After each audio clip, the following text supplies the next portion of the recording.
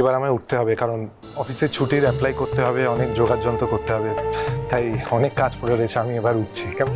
দাঁড়াও দাঁড়াও, উঠছি বললেই হলো? আরে অফিসের সত্যজিৎ সিনহা, আমরা সবাই জানি আপনি খুব ব্যস্ত মানুষ, কিন্তু আজ তো একটা শুভ দিন, মিষ্টি মুখ না করলে কোথাও যাওয়া যাবে না। দাঁড়ান, আমি করে নিয়ে আসছি। কি রে সোনা মেয়ে আমার। আরে আরে ঠিক আছে ঠিক আছে, ভালো থাকো। না না, ঠিক আছে ঠিক আছে ঠিক আছে, আমার মেয়েটাকে ভালো রাখবেন। নিশ্চয়ই। দেখি এবার মিষ্টি মুখটা হয়ে যা।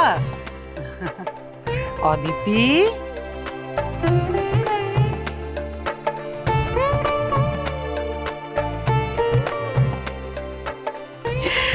তাহলে 17 তারিখ আমাদের বাড়ির মেয়েকে তোমার হাতে আমরা তুলে দেব। যান অফিসার, এবার আপনি ডিউটিতে ফিরুন। আসলাম।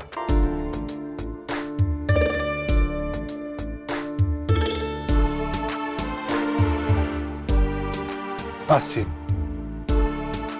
আসলাম।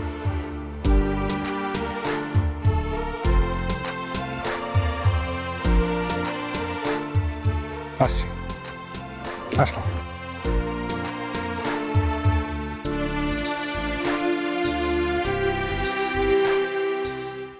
তোর কোনো চিন্তাটা নেই রে, তুই ফুটবলটা খেলবি। কিসে খেলছিস এখন? টিস্টিকে। খুব ভালো, এরপর তুই স্টেটে খেলবি, তারপর ন্যাশনাল টিমে খেলবি। একজন বড় ফুটবলার হয়ে তুই দেশের নামটা উজ্জ্বল করবি। তোর কোনো চিন্তা নেই, এই রাঙামতি তোকে কথা দিচ্ছে, কেউ তোকে বাধা দিতে পারবে না। ওকে ক্যাম্পে নিয়ে যাও, উমা অনিতা ওকে বাড়িতে পৌঁছে দেবে। ইয়ে স্যার। এই এদের তুলে নিয়ে যাও, নিয়ে যাও।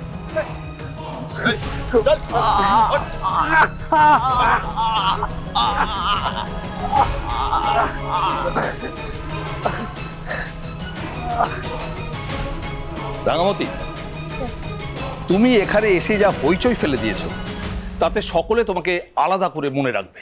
তোমরা বুঝতে পারছো তো? তোমরা সবাই হাতে বন্দুক নিয়ে দাঁড়িয়ে আছো, আর এই মেয়েটাকে দেখো, হাতে তীর ধনুক নিয়ে দাঁড়িয়ে আছে। ও তীরন্দাজিতে ন্যাশনাল চ্যাম্পিয়ন। ওর তীর কথা বলে, ওর তীরের আঘাতে অনেক বড় বড় শত্রু ঘায়েল হয়েছে। ও আমাদের টিমে জয়েন করেছে। আজ থেকে রাঙামতি এই ফরেস্ট ফাইটার্সের একটা ইম্পর্টেন্ট পার্ট। কি করতে হবে সেটা আমি ওকে আগেই বলে দিয়েছি। এইটা কিন্তু একদিকে খুব ভালো হলো, এই রাঙাকে বাড়ি ফিরিয়ে নিয়ে আসার একটা ভালো চান্স হলো। আরে রাঙা তো অদিতিকে পাগলের মতো ভালোবাসে। ও যখন শুনবে যে অদিতির বিয়ে, ও না এসে থাকতে পারবে না, আমি নিশ্চিত। আচ্ছা বাই দ্য ওয়ে, রাঙা ওই জঙ্গলের ক্যাম্পে পৌঁছে গেছে?